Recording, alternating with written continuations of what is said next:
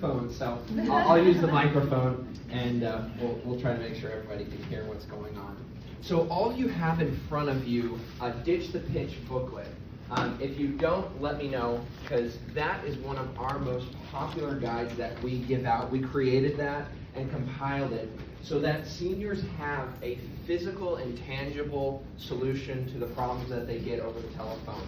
Because they're constantly getting phone calls and emails, and they're wondering what in the world is going on. And they don't always have somebody at their fingertips to talk to about these things. But this little booklet is just packed full with some great tips. Especially on page 2, there are the 4 red flags of a scam, and we'll talk about those in the presentation. But when we go into different senior groups or even just HOA communities, we say put this booklet by the phone or by your computer where you're going to be getting messages so that you can have tools right at your hands to kind of see, are any of these red flags true about this request? And if it's true, it's a scam, and get out of there. So all of the things I'm going to talk about today are in this booklet. So don't be too worried about writing everything down. If there are things that aren't included, I will notate those and you can write those things down. But that way we don't have to be going crazy writing down addresses and things. As was said already, my name is Andrew Nelson, and I'm a public information specialist at the Department of Consumer Affairs. I've been with the agency for almost 2 years now, and I get the wonderful opportunity to travel all across the state of South Carolina talking with different consumer groups about how they can stay safe from scams and identity theft, how they can use their money wisely with some light financial literacy type stuff, and how they can manage their credit and their credit report. And so this presentation specifically is by far the #1 presentation that we give out to folks, because it just really talks through identity theft and scams in a very practical way. So before I get too far into this, my lawyers would like me to bring this this promotion to you all. I'm not an attorney, so therefore I can't give legal advice. This presentation is merely serving as an overview. So when this is all said and done, please don't come and sue me. You make my day. So have any of you heard of the Department of Consumer Affairs? Has anyone heard of us? Okay, good. There are a few of us. Awesome. We have been really trying to get our name out there because we've been focusing on education, because that's one of the parts of our mission statement. We have many different facets that we serve the consumers of South Carolina. We do that through advocacy, enforcement, so we license a few industries in South Carolina. If you're with a continuing care group, we may be one of your licensors. And we also do education, and we also do complaints, and so that's part of our services. And so these are some of the resources that we offer for free for South Carolina residents. The #1 thing that we're known for is our complaint system. So if somebody is having trouble with a business, you hired a contractor or a plumber or something like that, and they have not upheld their end of the bargain, that consumer can then come to us and file a complaint against that business so that they have some voice speaking on their behalf. And you can file that complaint with us, and we'll look and work between them and the business to try to resolve whatever that issue is. And then if that issue has been deemed legitimate and something that needs to be taken action upon, we will try to either get a refund for that consumer or report that business to their governing body. And once those complaints are finished, we send them to our website where they're all listed. And so you can background a business on our website for people who are looking to do to work with a business. They can look up that business to see if anyone has filed any sort of complaints against them. We're also a place where you can report identity theft. So we are really trying to create a neighborhood watch type environment in South Carolina because scams are evolving so quickly. I mean, we turn around and there's a new scam that we're having to warn people about and try to teach them what they need to be on the lookout for. But the thing is that it's hard to keep track with the entire state. And so that's why we ask people to report them to us so then we can then spread the information. Because folks up here in the upstate may be dealing with a scam that we in the Midlands have never heard of before. And so if you're able to send that ahead, you can kind of beat the rush when the scammers start working their way through the state, and we can spread that information. So that's where you can report a scam. You can report identity theft to our office, or if you or a loved one has been affected by identity theft, we have counselors on staff that work individuals through the process that they need to take in order to protect themselves from anything further happening. So that's filling out reports for the police department and for the Federal Trade Commission. And then putting protections in place so that further damage isn't caused. Because once identity theft happens the first time, there's a very high likelihood that the scammer is going to come around for a second try to see if they can scalp anything else, because they already have a way into that individual's personal information. And then we also do free presentations. So like I said, I'm part of 3 folks that travel all over the state and talk with different consumer groups. And we got a bunch of different topics that are consumer related. So if you are part of a group that may be interested in some of the information that we're sharing, we would love it if you'd reach out to us and set up a presentation, and we'd love to come out for free and talk with your group. And then we're here to answer your questions. We're one of the few agencies in South Carolina that still has a live receptionist. So when you call us up, you're not going to be pressing buttons trying to get somebody real on the phone or talking to an AI voice. You'll be able to get some help right away, and they'll send you to where you need to go. So those are some great resources that you can share with your folks or even for your own personal use. And all of those things can be found on our website at consumer.se.gov. It's also in the signature on the back of those booklets that you have. And if you go to our homepage and you click this little How Do I button, there'll be a drop-down menu with all of those links right there in handy. So without further ado, we are going to be talking about kind of defining what is identity theft. We're going to be looking at some of the nuts and bolts of the tactics that scammers like to use in order to trip you into their scheme. And then we're going to be talking about how you can protect your information, some free and practical steps that anyone can take and put into their security. So I hope this can be helpful. And if you have any questions throughout it or clarifications, please let me know, and I'd love to try to address those, but it sounds like we'll have a Q&A at the end as well. So we'll get into this. So identity theft is when somebody uses your personal or financial information without your permission, and they commit or they attempt to commit fraud with that information. And so we need to be thinking to ourselves, okay, somebody's using my personal information. Sometimes it feels like it's not doing me any good. I recently got married, and my wife has been working on trying to change her last name. Oh my goodness, what a headache. Because we show up to the Social Security office, and we have a stack of paperwork this tall, and they're like, you don't have quite the right paperwork for us. And I'm like, you have my life story, what else do you need? And then we go to the DMV, and we do the whole thing over again. And so sometimes it's like, okay, what good is my information to scammers? Because it doesn't seem to do me much good. Well, they can do anything you can do with your information, especially when it comes to the online access that we have today. So that basically, in the simplest forms, they can buy things with your credit, debit cards, and financial information. They can get new credit cards or loans in your name, and then your name is on the contract and you get stuck with the bill once they've ruined it. They can open utility plans in your name. That's telephone, electric, internet. They can steal your tax refunds.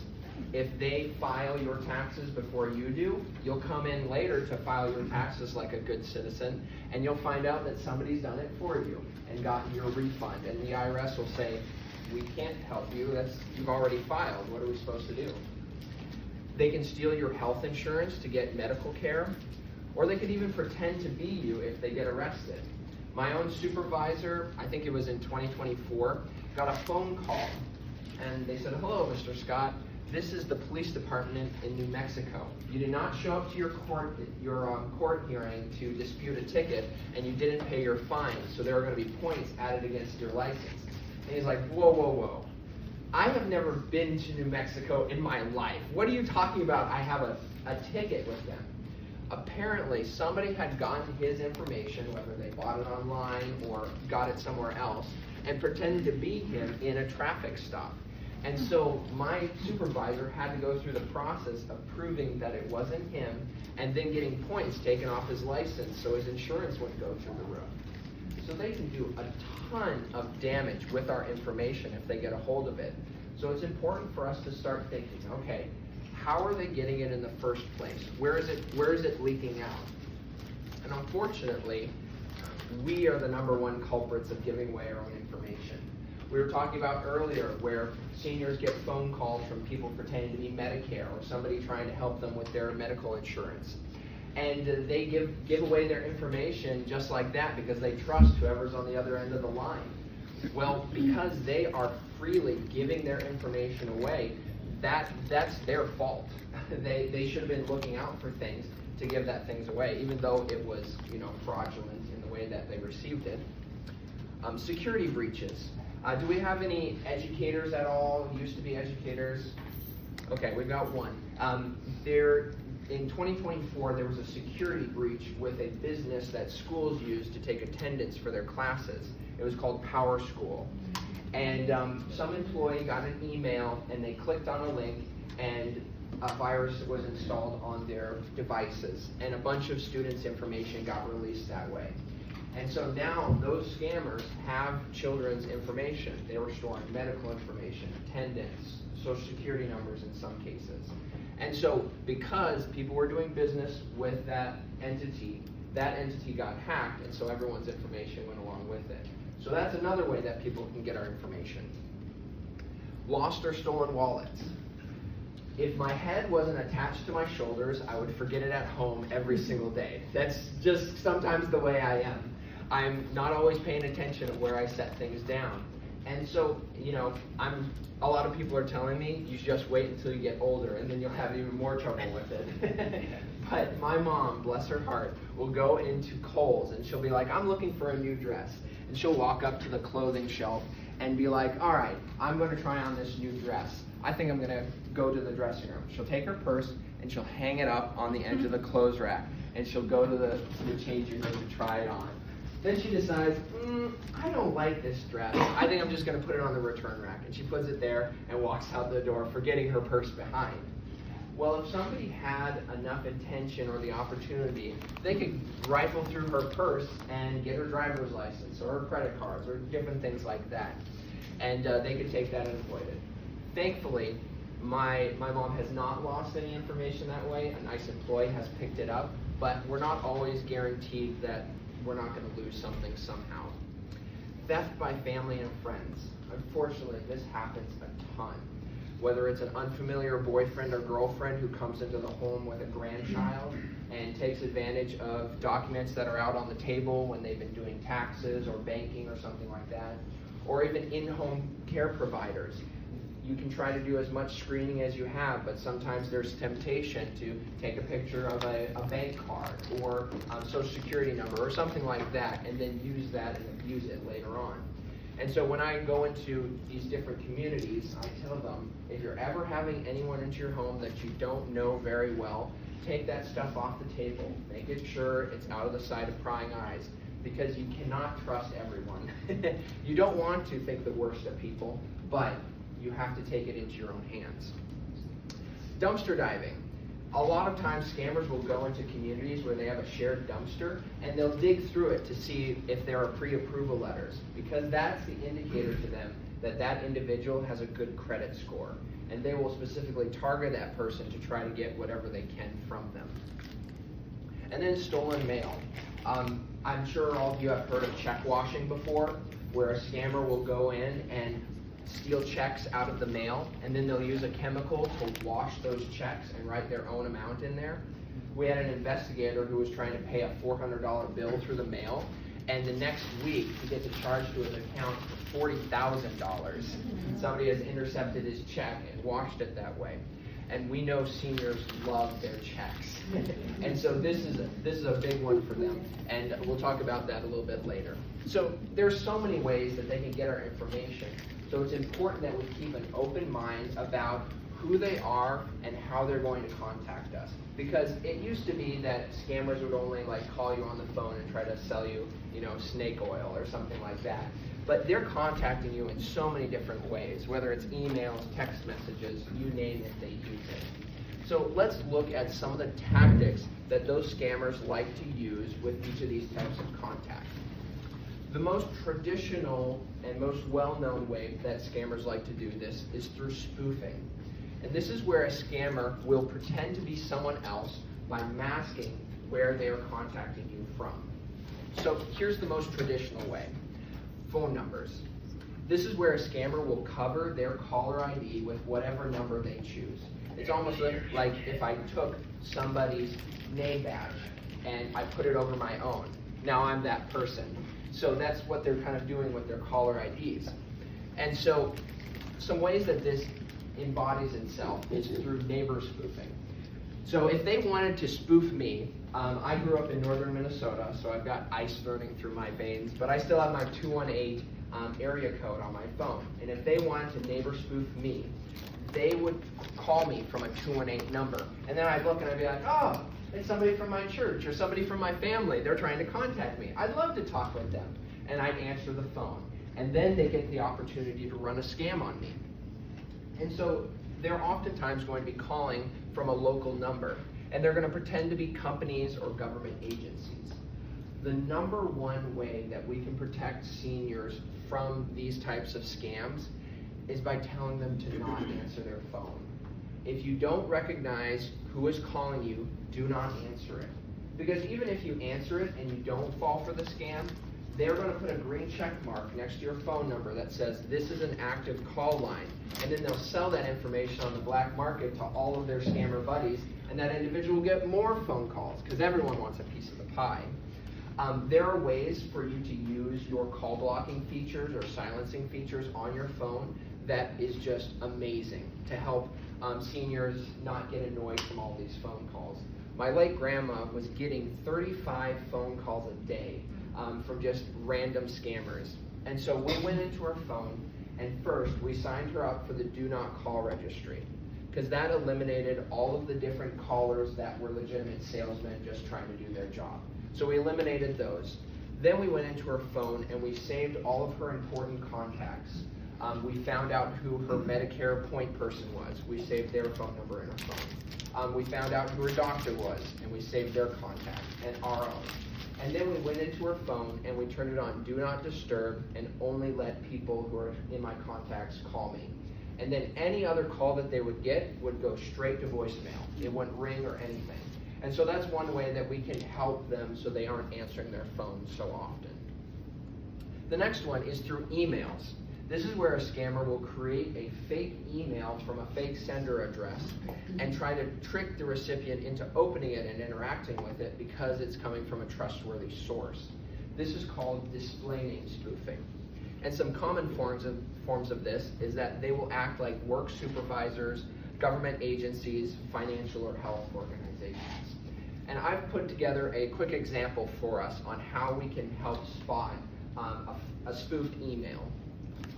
So a lot of times they'll pretend to be your bank or some business that you work with often. And so this one specifically is coming from my utility company. I don't actually have an email like this, I just made it up, but it's coming from John Doe. And let's just assume that I've gotten emails from John Doe in the past, so I recognize the name and the company name. And I look through and it says, hello, you've missed a payment. Pay immediately or else your account will be charged a late fee. And there most likely will be some sort of invoice attached to this or some sort of link that I can pay that bill. And I think to myself, did my check not go through? Did it not reach them? Did my card decline or something? I don't want my power to get shut off. I better address this. And so I look in the signature and I see, oh, all this information looks correct. I should be able to trust this. But we want to hold off on that because even though it looks legitimate and it has all of the icons and logos, we want to look up in the display name up there in the top, and we'll click on that, and that will expose to us the actual sender email.